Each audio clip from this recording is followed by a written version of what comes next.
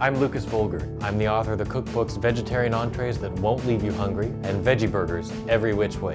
Whether you are a strict vegetarian or if you just want to try it out 1 or 2 nights a week, I've got a recipe today for you that is easy, that is wholesome and nutritious, that's tasty, and that you can make from ingredients you probably already have in your fridge.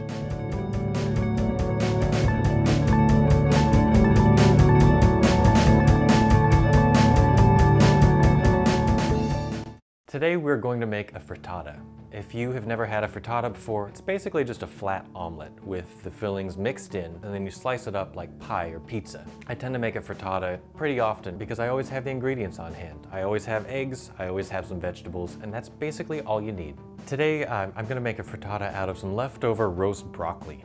I had this with dinner last night and it was really good. Really anything that you have, any kind of vegetable tastes great in a frittata. Whenever I make a frittata, I always start with an onion. Onions are the basis of all kinds of delicious savory foods, and that's the case here. I also like to use some fresh herbs. Today I have chives in my fridge, but if you have parsley or basil or cilantro, you can use that instead. First thing to do when you're making a frittata, preheat your oven to 375 degrees Fahrenheit. Okay, I'm gonna dice up an onion and then cook it over medium heat in a little bit of olive oil to sweat it, just to soften it, not to brown it. I'm going to slice up the potato into thin quarter rings. If you prefer to dice it, you can definitely do that.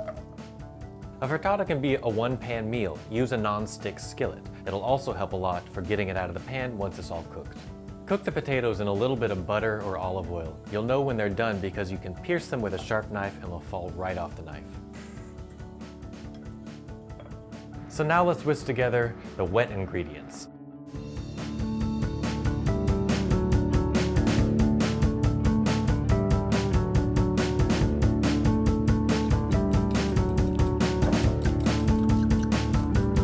Next up, I'm just going to add my fillings to those beaten eggs. You could just cook your fillings in the sauté pan and then pour the beaten eggs over them, but I have a lot better luck combining everything in one bowl and then dumping it in the sauté pan. That way it doesn't stick when the frittata's finished cooking and you want to tilt it onto a serving platter. It's important to have an even layer of butter or oil. Be sure to grease the sides of the pan as well as the bottom. I'm going to add the eggs all at once, and then I'm going to make sure that the fillings are evenly distributed in a single layer. Now I'm just going to run my spatula around the outside of the frittata, just to loosen it a little bit. After you've done that, slide your spatula underneath the frittata, and at the same time, tilt the pan. This way, the uncooked eggs will start to run underneath. Do this on opposite sides a few times, just until the outside seems that it's mostly set. This should take about 5 minutes. Now that the frittata is mostly cooked around the edges here and set, I'm going to move it to the oven to finish cooking completely.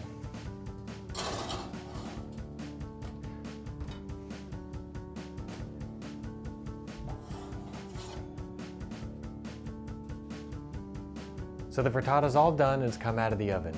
Just slip your spatula underneath one edge of it, tilt the pan, and loosen it onto the plate.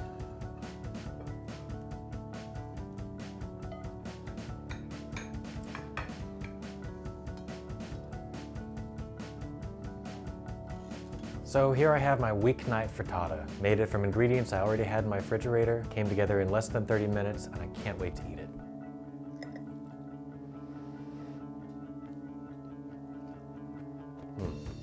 It's really good. It's rich, but not excessively so. There's a lot of texture from the potato and the broccoli. Very good. I'm Lukas Volger, and thanks for watching Vegetarian Tonight.